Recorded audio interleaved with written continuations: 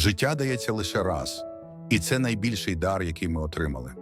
Кожен день – це шанс змінити себе, стати кращим, зробити щось значуще.